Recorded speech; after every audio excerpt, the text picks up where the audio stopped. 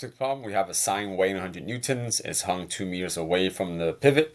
And then the mass of the beam here is 140 kilograms. And then here is a cable that is attached to the wall. And it wants us to find the magnitude of the tension in the rope or cable here. All right, and then part B wants to find the force exerted by the wall onto the beam. All right, so to do part A, all you have to do is set up torque. But before I do that, I'm just going to go ahead and make this general statement that for the system to stay still, which it is because the rope or cable is just supporting this beam that's not moving, you need to find the torque in the clockwise direction and set that equal to the torque in the counterclockwise direction. All right, but to do torque, you need to identify your forces and the moment of arm, how far your force is away from the pivot. So I'm going to go ahead and draw my forces out. Here's F of G of the sine, and that is already 100 newtons. It's given 100 newtons, so pay attention to units. The F of G for the beam is placed at the center of the beam because that is 2.5 away. So there is F of G, the beam. And then I'm going to go ahead and draw tension out. Tension is pointing towards the wall because that's where it's supporting the beam here. And I want to call that T. T is a vector that is pointing left and up. So it has to have components. Ty here is going to point up. And Ty is simply T sine of 30. It's sine because the angle given to us touches the horizontal axis. So if this is T, watch my cursor, Ty would be over here as well. And that would be the opposite leg. And then Tx would be the adjacent leg. I just drew Ty over here. 1, it helps identify the length later. 2, it's just a little cleaner. Okay, I'm going to go ahead and draw out Tx as well. Tx in this case is going to point leftward. And that's going to be T cosine of 30. Because once again, the angle given here touches the horizontal axis. So the x component is cosine, the opposite, in this case, the y component is sine of the angle given. All right. Other than that, let's go ahead and cross out this Tx. This Tx does not contribute to any torque. Tx here parallels the beam. So because it parallels the beam, it does not contribute any torque. I just need forces or force component that actually cause things to rotate. So in this case, okay, I'm just going to go ahead and set up, I'm just going to go ahead and identify all my distances here first. I forgot I did this for you guys. So here, the diagram already gives us that F of G of the sine is already 2 meters away. I drew F of G, as I stated earlier. It's placed at the center of the beam here, which is 2.5 meters away. So that length there is 2.5. And then here's Ty. I kept Ty because Ty is perpendicular to this moment of arm, which is a distance of 5 meters away because the problem says the beam itself is 5 meters long. Now that I have 3 forces here, F of G sine, F of G beam, and then Ty. Once again, I don't need Tx, I just need Ty because it's perpendicular to this actual beam. I can set up my torque. So if you visualize it, F of G of the sine will cause the beam to rotate, quote unquote, downward, which is in this case in the clockwise direction. Likewise, if you cut the string, the weight of the beam itself will cause it to rotate downward, which is also clockwise. However, if you visualize pulling up this beam at this junction where Ty is, so if you visualize like a little rope perpendicular to this, if you pull it, the beam will actually rotate upward, which is in the counterclockwise direction. So in my work here, I have 2 torque components or 2 torques on the left side that is in the counterclockwise. That equals to the torque in the counterclockwise direction. Okay. All right. Other than that, here's F of G for the sine. I know F of G for the sine is already given. How far is it? 2 meters away, and that's already perpendicular because the distance here is in the x direction. F of G is in the y direction. Likewise, F of G, the beam, that's easy calculator because F of G, the beam, is simply mass of the beam times acceleration due to gravity. And how far is the F of G away from the pivot? That would be 2.5 because the length of the beam itself is 5, so halfway would be 2.5. And then on the right side, Ty here is perpendicular to the R. So therefore, Ty here is just T sine of 30. And how far is it? Well, it's a distance of 5, okay? Because it's at the very end of the beam here, where the rope is tied to the beam. All right, so I'm going to go ahead and plug all those values in that I just stated. F of G for the sine is already 100, which is given. R is 2 meters. I want to add that to the other force that would generate a clockwise torque, which is the weight of the beam itself. So the beam mass times gravity times 2.5, and then Ty got substituted out for T sine theta. Theta in this case being 30 degrees, and then how far is it away from the pivot? That'd be a distance of 5 meters. So as you can see here, the only thing left unknown here is T, because sine of 30 is just a half. So if you clean up on the left side, everything will sum out to be about 3,630. And then on the right side, sine of 30 is a half. Half of 5 is 2.5. Therefore, to solve for t by excuse me, to solve for t, or to get t by itself, divide both sides by 2.5.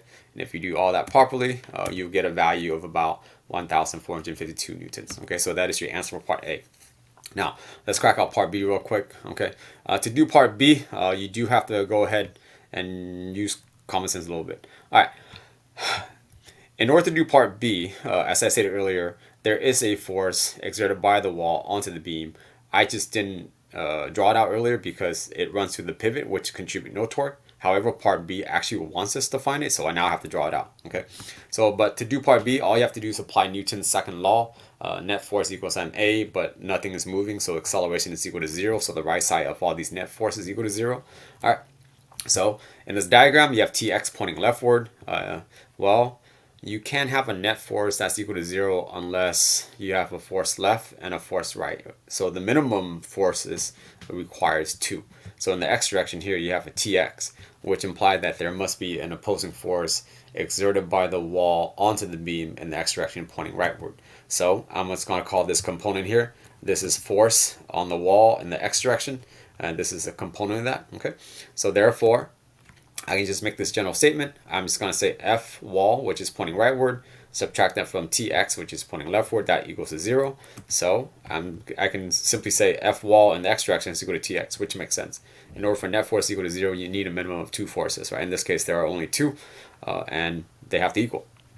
All right, and then I can just break up Tx into T cosine of theta. Once again, I drew my components out earlier up here in the diagram. I said Tx is equal to T cosine of 30.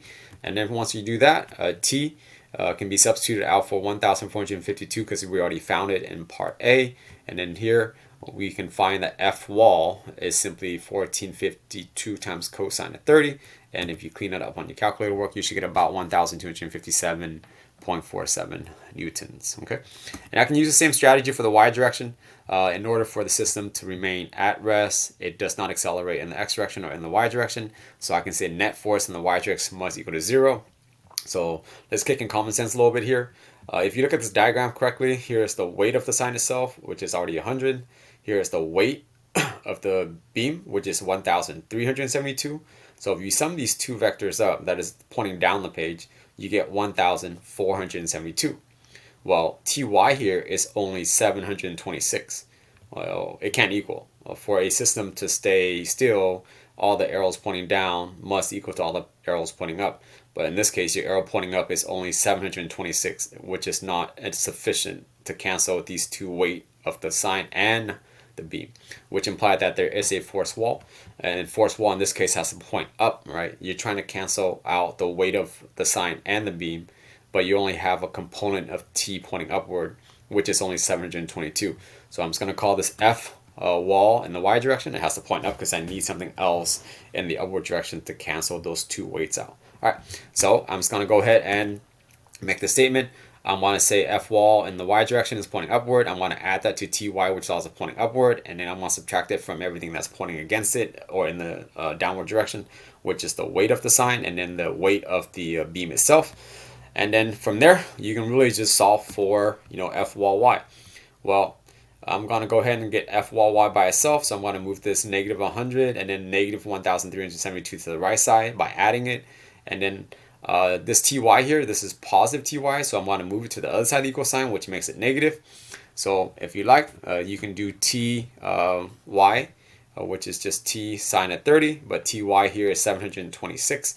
And so that's where the 726 came from. And once again, it's negative because Ty is positive on the left side here. Moving it causes it to change sign. So if you clean that up a little bit, actually, apparently I didn't clean it up. My bad. I did it twice there. That'll give you a value of 746 newtons. Okay.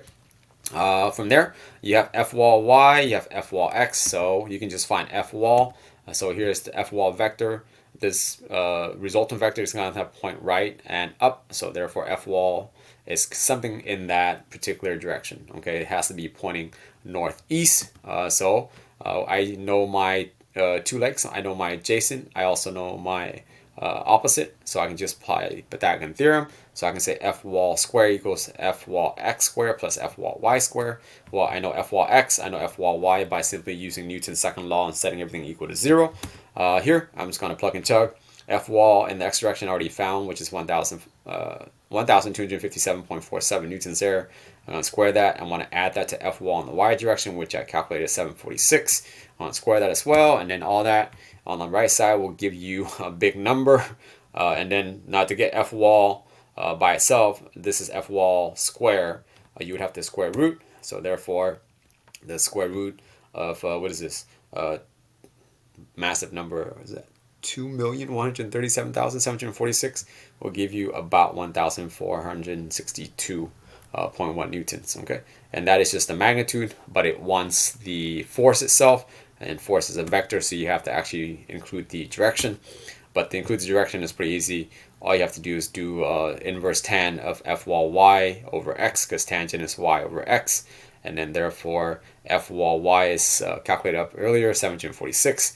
And then F wall x is 1,257.47.